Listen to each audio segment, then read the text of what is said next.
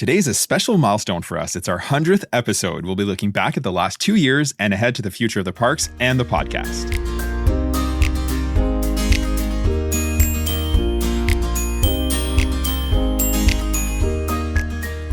Hello and welcome to the Let's Go to Disney podcast. I'm Oliver. And I'm Lucy. Today is Sunday, August 10th, and you're listening to episode 100. Woohoo! How it started and how it's going. Before we get into today's main topic, here's what's going on in the parks right now.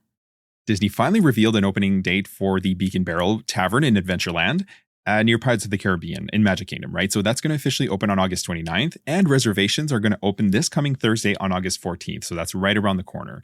Just like Oga's Cantina over in Hollywood Studios, reservations are going to be for 45 minutes, and there's going to be a 2-drink maximum per guest.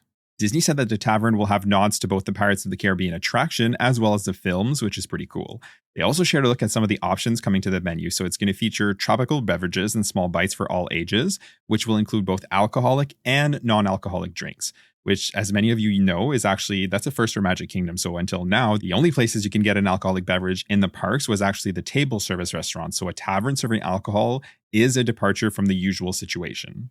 Some of the cocktails revealed are the Treasure Trove and the Cursed Treasure, which are non-alcoholic, as well as the Kraken's Catch, which is made with an actual tentacle. Like you can look at it at the on the Disney Parks blog website. It's like, yeah. It looks legit. It does look like a tentacle. And then they will have the Salty Seas Margarita, like Pirate Mar. Anyways, the Siren's Whisper, the Barrel's Ablaze, the Hibiscus Rum Punch Royale, just to name a few. They're also going to serve a selection of wines and exclusive draft beers. And then for food, they teased the Cook's Corn Griddle Cakes with melted cheese, lime sour cream, chili peppers, and cotija cheese. Yum. Yeah, that does sound and look very good. And they also teased the Island Provisions shareable plate that's going to have plantain chips, blue corn tortilla chips, and toasted flatbread, and then served with various dips. This also sounds and looks absolutely amazing. I'm a sucker for a dip, so I'll definitely be trying that one. Yeah, it's like a spin on chips and dip. Yeah, How absolutely. bad could it be for sure? Yeah. So in terms of atmospheres, you can expect to have sing-alongs, storytelling, and enchanting surprises led by the wonderful cast members. So we expect this is going to be just a really, really fun environment, I think. Yeah, for sure. Yep. And it wouldn't be a Disney opening without merch. They shared a look at the t-shirt and parrot shoulder plush that will be available for purchase as well. We're making an educated guess here that there will almost certainly be previews leading up to the opening on the 29th of this month. So just stay tuned for more details on that. Yeah, they'll usually do annual pass holder previews, DVC member previews, that kind of thing. So it'll be all over social media. Yeah, exactly. And the Buzz Lightyear Space Ranger spin temporarily closed on August 4th for its reimagining, and that's going to keep it closed until sometime in 2026. We don't have a reopening date as of yet, but we might hear some news at the Destination D23 later this month. Yeah, I expect we'll get a lot of news at that event. All right, well, it seems completely surreal to me, but here we are. This is our 100th episode. So if you told me we would reach 100 episodes almost 2 years after starting, I have to admit, I wouldn't necessarily say I'd be surprised because, when I committed to the idea of starting the podcast, I fully intended to jump in with both feet and to really give it the time and energy that I believe it deserves, right? But what I didn't and couldn't have known was how it would be received, right? And I have to say that the support and the feedback we get from you, our listeners, like that to me is just the rewarding bit, right? To have people tune into us week in and week out and commit, anywhere between like 30 minutes and upwards of an hour of your time, essentially, to spend with us. It just warms my heart more than I could say. Every now and then we'll have a listener reach out like specifically, either with a comment, or like on one of our posts or sending us a message on one of our platforms on social media. And this can be, it can be a few simple words of encouragement or appreciation. And, that just fills our cup. It means so much to us. Absolutely. I completely echo what Oliver is saying. We have a deep love and appreciation for the Disney parks, and we hope this comes across in our episodes. We want more than anything to share this love with you so that you guys can experience the magic of the parks as well.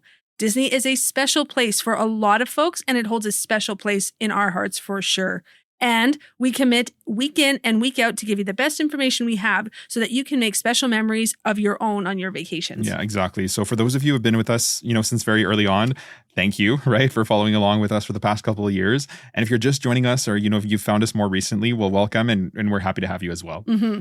So with that said, I just wanted to spend a few minutes today talking about like your story, right? And how this all started before getting into some of the things that we're most excited about for the future of the parks and the podcast. So We've mentioned it sporadically in episodes here and there over time, but Lucy and I have different starts with the Disney parks, right? So I first visited Walt Disney World in 2014 with Lucy and her parents. Lucy and I had just moved out together on our own after I joined the RCMP, which is the Royal Canadian Mounted Police. And that was in 2013 when I was 21.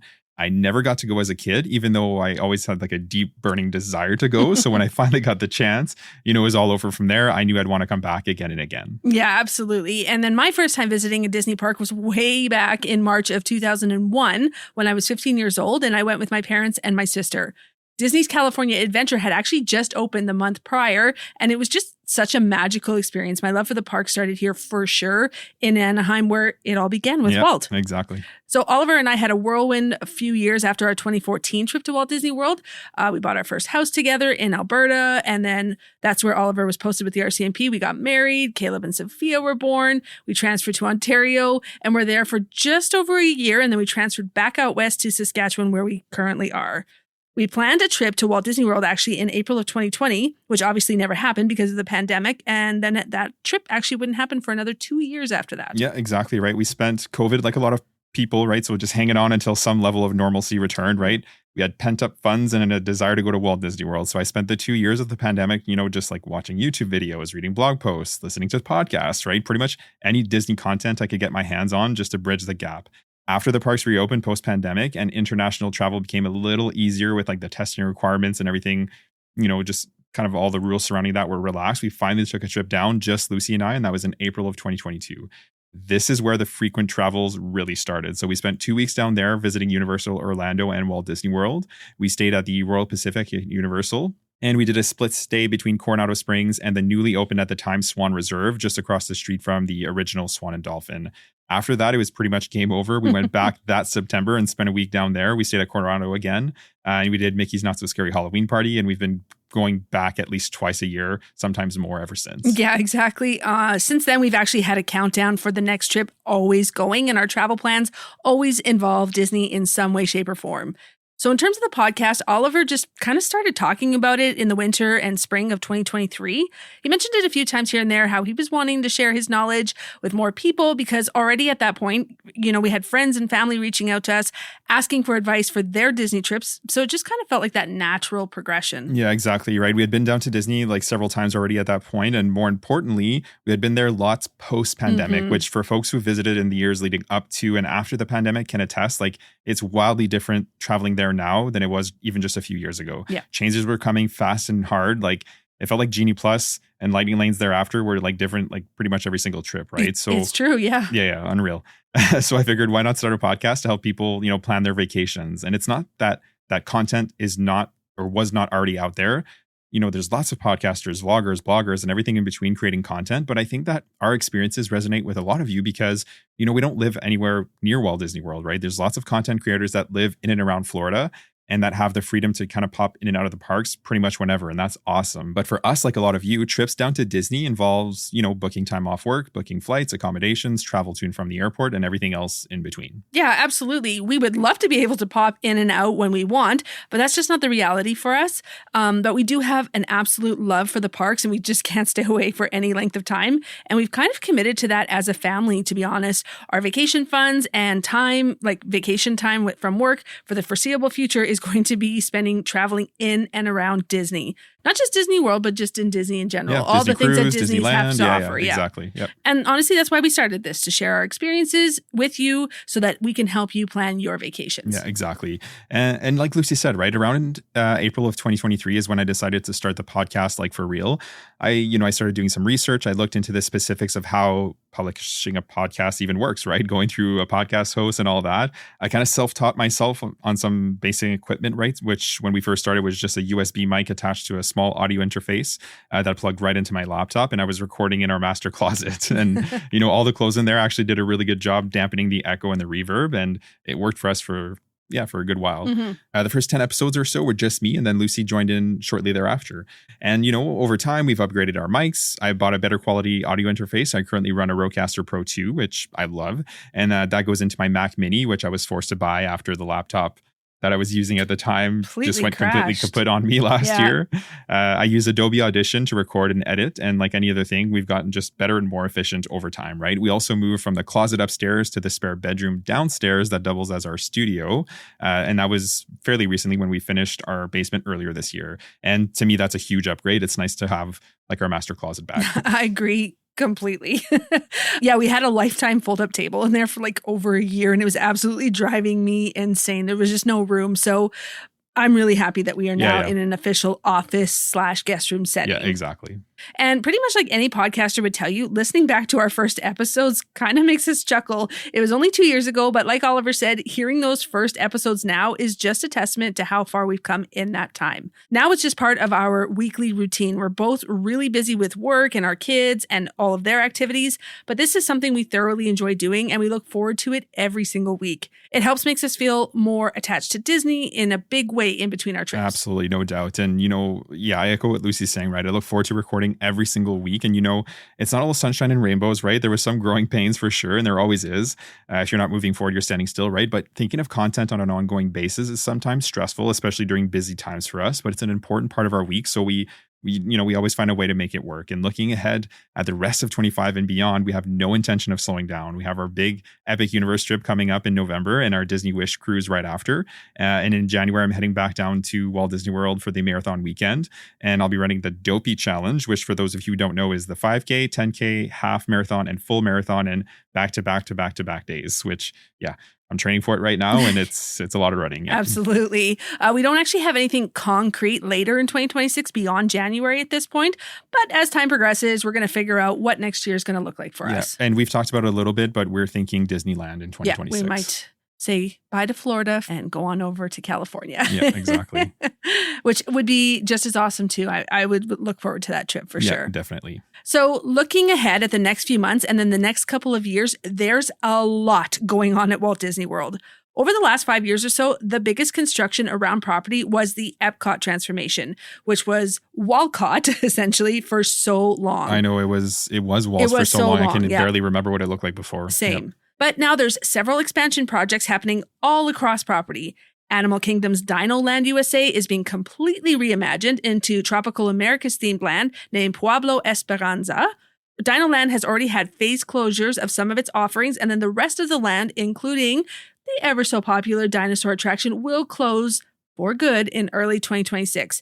The new land is set to reopen sometime in 2027. And then when it does reopen, it is going to have 3 brand new attractions. So this is going to be the Encanto ride based on the Casita and the Madrigal family, a family-friendly carousel, and then that dinosaur ride is going to get rethemed into an Indiana Jones themed ride. It'll also feature one of the largest quick service restaurants on property. So we cannot wait to see and hear more on this. And then we fully expect to get a full update at the D23 this month. No, for sure. Absolutely. And, I'm really looking forward to Encanto. Like, Me too. Just the whole land. Absolutely. I think is going to be really well done. Like and Imagineers. It's gonna be full of flowers and just... It's going to feel tropical and beautiful and wonderful. For sure. And because it's an animal kingdom, they're going to pay special attention to that, right? To like the, the foliage and what they're planting and the whole look. It's going to be amazing. Yeah, for sure. It's going to be good. Never sleep on Animal Kingdom. And now this is even more reason to never sleep on Animal Kingdom. Exactly. It'll be a good refresh for the park as a whole because the last big expansion they had was Avatar, and that was in 2017, I believe. I think so, yeah. So, it's going to be, it's going to be a really good refresh. And, Dino Land served its purpose back in the day. Yep. But it was time. I think it was time for a refresh. I 100% agree with that. Yep. And that's not all that's coming to Animal Kingdom. So over on Discovery Island, the Zootopia Better Zoogether show that is replacing It's Tough to Be a Bug in the base of the Tree of Life is set to open this winter. So that's later in 2025. And this kind of start date has been floating for some time. It has been, yeah. Winter 2025, like that's been the language since, 2024. So initially we were like, okay, well, is that like January 2025, but no, it's like it's going to be December likely. So, yeah. Another thing we'd like to see at Animal Kingdom too that hasn't been announced, so this is just pure speculation, but is for them to bring back something over in the amphitheater that overlooks the Discovery River in between Dino Land and the Asia section of the park, right? So there really hasn't been anything kind of at all happening over there since Kite Tales, which was around for a short time during the 50th anniversary. So it'd be nice to see, some kind of life in that area of the park. I'm hoping with the Tropical Americas themed land, like that whole expansion, right, that's going to breathe some life into that theater, and they're going to add something. Yeah, I feel like, they have to do something with it for sure. Yep. So Hollywood Studios is also getting some massive updates. So just a couple of months ago in June, Muppets Courtyard closed permanently to make way for Monsters Inc. Land. That's going to completely replace the space and then expand as well into the cast member parking lot that used to be just behind there backstage. The e-ticket attraction going in here is going to be a hanging doors attraction that you will be suspended with your feet dangling while you're the door, essentially, and you'll be zooming through that Laugh Factory. We've all seen the movie. We all know at one point we thought, that's the perfect roller coaster. Yeah, we've Disney's been talking doing about it for a long time. The Imagineers are doing it, and I cannot wait for this one. Yeah. I actually love the Monsters Inc. movies, both the university one and the the original one. Yeah. So this land is going to be amazing. I truly believe that. Yeah. So the new land is also going to have some dining and merchandise locations. We're obviously seriously looking forward to this one. We know a lot of guests were kind of bummed to see Muppets Vision 3D go away, but we don't hate the change, to be honest with you. It's going to be an amazing refresh and a nice little expansion to this area of the park. Like Hollywood Studios, boy, that's going to be hard to beat once the Monsters. Man, they have a lot going on. They got the best shows. They're going to have, I bet you, a fan favorite ride coming up here too. With that for door sure. Ride. It's going to be wildly. They're going to be hard to beat. Yeah, and then agreed. Slinky Dog Dash, oof. Yeah.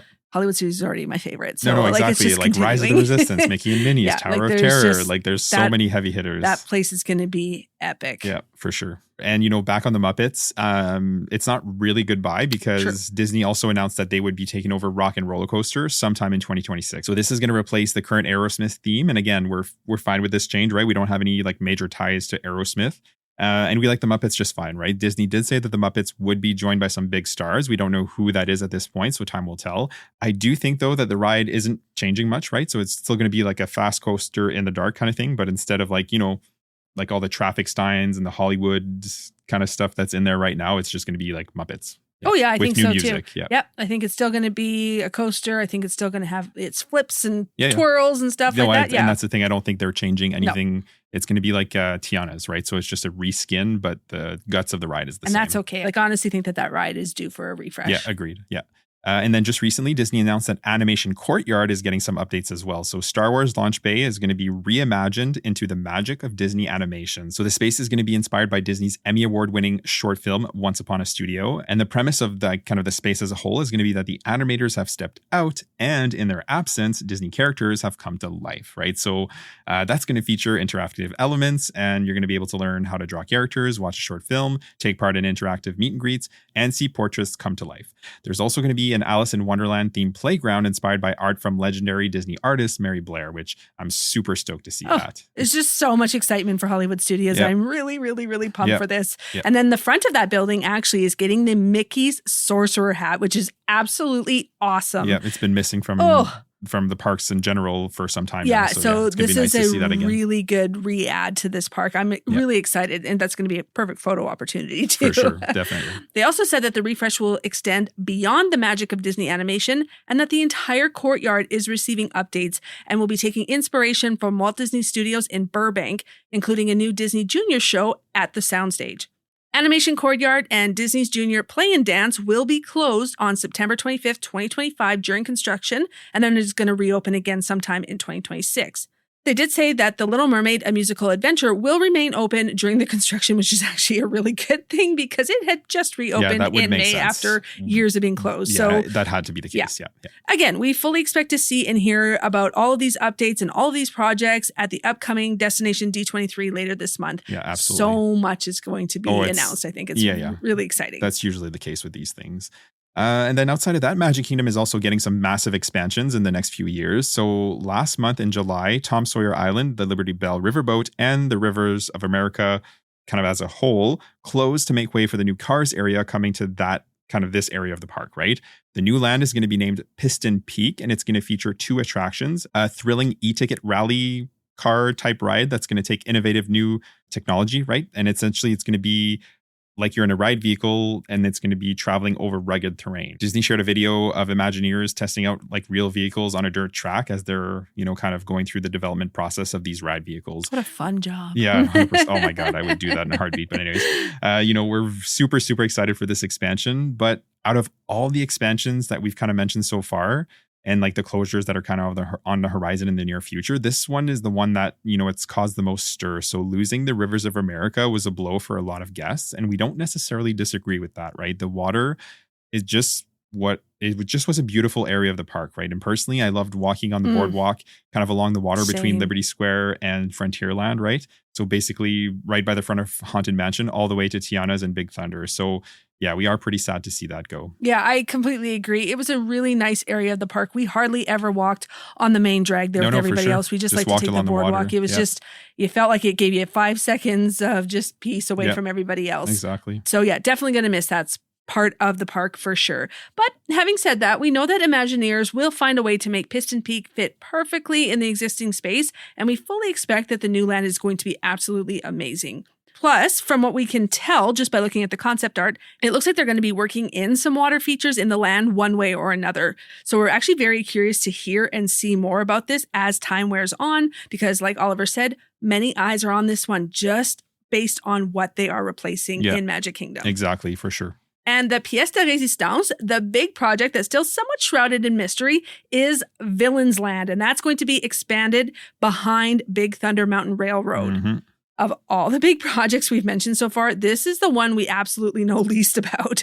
For all other projects, we have timelines. We kind of know what attractions are going in there and have gotten a closer look at some of them as well, aside from just a couple of pieces of concept art and some serious excitement. So there's a lot we don't know about this land yet. Yeah, no, for sure. There's way more we don't know about it than we do know, right? But what we do know... Do you think it'll be announced more maybe at D23? Oh, guaranteed. Yeah. For sure. Like I feel like we're going to know at least what attractions are going in there. Yeah, maybe look at some of the attractions, look at the timeline, right? Because it was announced last year, right? For sure. Yeah. And, when we were there in May, we took a ride on the Liberty Bell, right? While it was still open. And they're working back there. Mm-hmm. So stuff is brewing. Something's happening. We just don't know what at this point. But yeah, what we do know is that it's going to feature 2 attractions, right? What these are, we have no idea at this point. But looking at the concept art, there are roller coaster tracks in the foreground and the background. So we know from previous projects that initial concept art and final product can sometimes vary a lot and very wildly in some cases, right? But I think that it's a safe bet that one of the attractions is going to be a thrilling coaster style ride. It's not likely that they're both going to be coaster style rides though. I expect that the second one might be a slower ride, maybe a boat ride like Navi River Journey, or a trackless experience similar to Rise or Remy's, just essentially a fast coaster and then a slow ride based on villains in some way, shape, or form. With a little bit of spookiness to it. Yeah, and music and that kind of thing. Yeah. Outside of that, we know that there's going to be some merchandise locations and at least one dining option. We don't know if that's going to be table service or quick service, but like Lucy said, details are pretty slim on this expansion, right? But we fully expect, I think we will get quite a few updates on this at D23. I think they're ready to share more information now. Yeah, for sure. And people want to know. Yeah. And like we quickly mentioned in our news, another project that is underway in Magic Kingdom is the reimagining of Buzz Lightyear Space Ranger Spin. It closed on August 4th and is set to reopen sometime in 2026. The refresh is going to add a new robot character named Buddy, who's going to greet the guests in the opening scene before you head off to defeat the evil Emperor Zurg. The ride vehicles and the blasters are also getting a refresh as well. They are now going to be handheld and not mounted on the ride vehicle, which has been what it is up to this point. And then the lasers are also going to be different colors to differentiate between you and your partner. The targets are getting some TLC as well and will now be interactive and then react when you actually hit them. So that's actually a really nice refresh for sure. Yep. And we'll maybe bring it a little bit more on par with attractions like Toy Story Mania over in Hollywood Studios. Mm-hmm. Yeah. We like this ride already as it is. So I think this refresh is just going to be excellent. Yeah, exactly. And, since our last trip in May, which was May 10th to 17th, right, there's several new offerings that have opened at the parks. So most notably, the Villains Unfairly Ever After, and that replaced Lightning McQueen's Racing Academy over on Sunset Boulevard, right? And then, like Lucy was saying, The Little Mermaid, a musical adventure that just reopened as well on that same day. And that was it was May 27th. And I know that because we missed it by 10 days. I'm telling you, Hollywood Studios, heavy hitter for the shows. Yeah, shows, lands. Yeah, they've got a lot going on. Yeah. And everybody does, really. Like even Magic Kingdom when you think about it. But yeah. And then over in Epcot, the GO82 Spaceship Earth themed lounge open on June 4th. This is the adult-only lounge featuring elevated eats and sips, as well as a luminous fireworks package that has a hefty price tag. And I'll definitely be paying this place a visit, though, in January when I'm down there for the marathon weekend. Yeah, you'll have to. it's just a given. And because you won't have the kids with you, it's just the perfect opportunity. Yeah, exactly. Sit down, have a drink, a bite, maybe after one of the races. Absolutely. A little treat. Yeah. And then Starlight Dream the Night Away also had its debut back on July 20th. We haven't seen this parade, right? But from everything that we have seen and heard, it looks amazing. This is the nighttime parade over in Magic Kingdom. And yeah, picture illuminated floats and good music. I'm just super looking forward to this one. We won't likely see it until January, or like, I guess I won't see it till January because we only have one night at Disney during our November trip. And it's a Mickey's Very Merry Christmas party night. So Starlight's not going to happen, right? And the big news this week, like we said in our news, is that the Beacon Barrel Tavern is opening in Adventureland by Pirates of the Caribbean. So we're actually debating attending Mickey's Very Merry Christmas party on the 21st, which is the day we disembark from the Wish. So we disembark somewhere, let's say between 7:30 and 9 o'clock. We'll take the shuttle to Coronado Springs. So we wouldn't have time. We're still debating it. We're on the fence. Yeah. It's hard for us because obviously we would want our kids to experience for sure this party and just Disney at Christmas time, right? Yeah, like it's totally. So magical, and our kids love Christmas just as much as we and do. Like the show, the parade, the cookies. The only thing that's I think hesitating us more than anything is that we fly home the next day and it will be a late night after, quite a long trip full of like for sure adventure. We'll have had 4 full days at Universal, 4 and then the cruise will be relaxing though. It will like be. It You're should right. be. I have a feeling we're leaning more towards going to the party. But tickets are still available right now, so we don't feel too much of a rush right now. But like we'll have to make a decision pretty soon. Yeah, exactly. So looking ahead into 2026, we are due for a Disneyland trip. So while we don't know exactly when, we'll likely head there next year just to experience that 70th celebration. This officially kicked off on May 16th, and it's going to run through to the summer of 2026. So this celebration features new and nostalgic nighttime spectaculars, returning parades, reimagined entertainment, exclusive snacks and merchandise, and so much more. Not unlike the 50th celebration over at Walt Disney World back in 2021. Walt Disney: A Magical Life opened on July 17th over in Disneyland as well, which is something we are really, really looking forward to experiencing, just getting to see Walt on stage. Yeah, at Disneyland of all places. Yep, exactly. So looking ahead to the future of the Disneyland Resort as a whole, there's actually a lot coming here as well. Avengers Campus over in DCA is getting a major expansion that will double its size and add 2 new attractions. Avengers Infinity Defense will feature a brand new story that will have guests battle alongside Marvel superheroes to defeat King Thanos. Stark Flight Lab is the second attraction, and this is going to be a flight training type of attraction. The ride vehicle holds 2 people and is attached to a robotic arm. The concept art actually looks really cool, and this kind of reminds us of that technology they have over at the Forbidden Journey, in the Harry Potter castle at Universal Orlando. For sure. And Disney Imagineering actually shared a look at like the ride vehicle and the whole system on their YouTube page, and it looks really, really cool. Yeah, so, I think that's going to be a really fun ride. Agreed. Yeah, and just overall a really nice expansion to Adventures Campus, right? It needed some kind of extra humph, right? It's getting that. So that's really nice to see. Agreed. There's no timeline for the opening just yet, but like all other Walt Disney World projects, right, we should hear more at Destination D23. DCA is also getting a brand new Coco attraction. So this is going to be a slow ride, not unlike Haunted Mansion and Pirates of the Caribbean. So we'll picture audio animatronics and feature music from the film, right? Construction is set to begin sometime in 2026 with no opening timeline just yet. But yeah, that's likely going to be 2027, if not later. DCA is also getting a brand new land themed to Pandora and inspired by Avatar: The Way of Water and the upcoming Avatar: Fire and Ash.